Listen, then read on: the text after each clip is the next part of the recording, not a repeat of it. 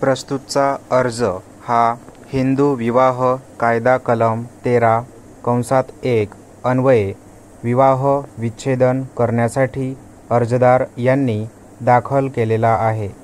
अर्जाची थोडक्यात हकीकत अशी की परिच्छेद अर्जदार व गैरअर्जदार क्रमांक 1 यांचा विवाह हिंदू धर्माच्या रीतिरिवाजाप्रमाणे दिनांक 28/5/2010 रोजी गाव तांडा होशियारपूर येथे संपन्न झालेला आहे.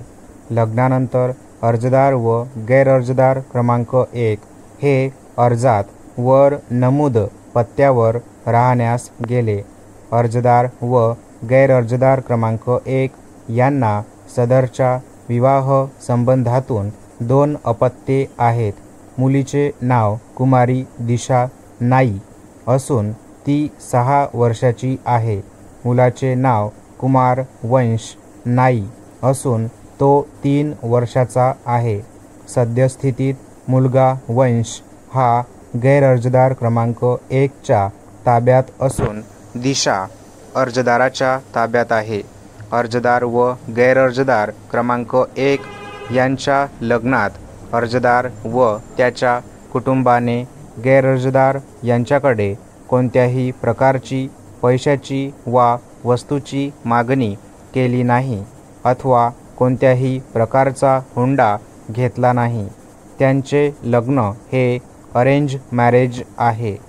गैरअर्जदार हिच्या घरची आर्थिक परिस्थिती माहीत असतानाही अर्जदाराने गैरअर्जदार क्रमांक 1 हिच्यासोबत लग्न केले. अर्जदार यांचे पुढे असे कथन आहे की अर्जदाराला लग्नानंतर समजले की गैरअर्जदार क्रमांक 1 हिस पती हा श्रीमंत घरातला हवा होता. तसेच तिच्या आईवडिलांना देखील जावई श्रीमंत हवा होता. लग्नापूर्वीच अर्जदाराने त्याची आर्थिक परिस्थिती गैरअर्जदार हिस सांगितली होती व ती सर्व माहिती असताना गैरअर्जदार क्रमांक 1 हिने लग्नास स्वतःहून होकार दिला होता. परिच्छेद अर्जदार पुढे असे कथन करतो की लग्नानंतर 2 ते 3 वर्षे त्यांचा संसार सुरळीत चालला होता. सन 2013 रोजी गैरअर्जदार ही गरोदर होती. तेव्हापासून तिच्या वागण्यात बदल होत गेले व तिचा खरा चेहरा समोर येण्यास सुरुवात झाली. गैरअर्जदार क्रमांक 1 हिने घराची जबाबदारी फेटाळली. ती घरात लक्ष देत नसे. तिने सासऱ्यांशी कामावरून वादविवाद करण्यास सुरुवात केली. गैरअर्जदार क्रमांक 1 ही विनाकारण छोट्या मोठ्या कुरघोडी करून जाणूनबुजून भांडण करत असे. ती अर्जदारास व त्याच्या कुटुंबातील व्यक्तींना मानसिक त्रास देत असे. तसेच गैरअर्जदार क्रमांक 1 ही भांडण झाल्यानंतर 4 ते 5 दिवस घराबाहेर कोणालाही न सांगता जात असे व कधीही वाटेल तेव्हा परत येत असे. गैरअर्जदार क्रमांक 1 च्या अशा वागण्यामुळे अर्जदार व त्याच्या कुटुंबियांना मानसिक व शारीरिक त्रास होत असे.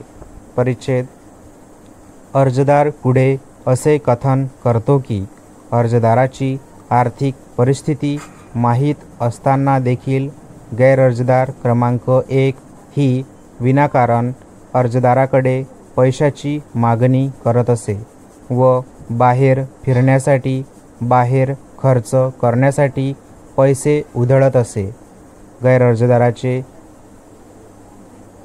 गैरअर्जदार क्रमांक 1 हिच्यावर प्रेम असल्याने तो गैरअर्जदार हिच्या सर्व मागण्या पूर्ण करीत होते. अर्जदार हे फक्त 10वी शिक्षित आहेत. त्यांचे एक छोटेसे शॉप भाडेतत्वावर असून त्या शॉपचा मोबदला दरमहा रुपये 25,000 इतका होत होता. कोरोना काळात व्यापार मंदावल्याने अर्जदारास इतका मोबदला मिळत नसे, तरीही अर्जदाराने पती व वडिलांचे कर्तव्य पार पाडले. गैर अर्जदार क्रमांक 1 ही सर्व माहिती असतानाही ती अर्जदाराकडून वेगवेगळ्या कारणासाठी पैसे लुबाडत असे व तिच्या मनासारखे झाले नाही तर अर्जदाराच्या वडिलांना, मुले, वंश व दिशा यांना त्रास देत असे. परिच्छेद. अर्जदार पुढे असे कथन करतो की गैर अर्जदार क्रमांक 1 ही ब्युटी पार्लरचा कोर्स करण्यासाठी अर्जदाराने तिला रुपये 5,000 दिले. त्यानंतर गैर अर्जदार हिने ब्युटी पार्लरचा कोर्स पूर्ण केला व सद्यस्थितीत ती ब्युटी पार्लरचा व्यवसाय अनामिका शर्मा यांच्यासोबत भागीदारीमध्ये करत आहे व त्यापासून तिला दरमहा रुपये 25,000 ते 35,000 मोबदला मिळत आहे. ब्युटी पार्लरचे काम करत असताना गैर अर्जदार तिच्या मॅडम सोबत बाहेर जायचे आहे असे सांगून तिने रोज रात्री 1 ते 2 वाजता येण्यास सुरुवात केली.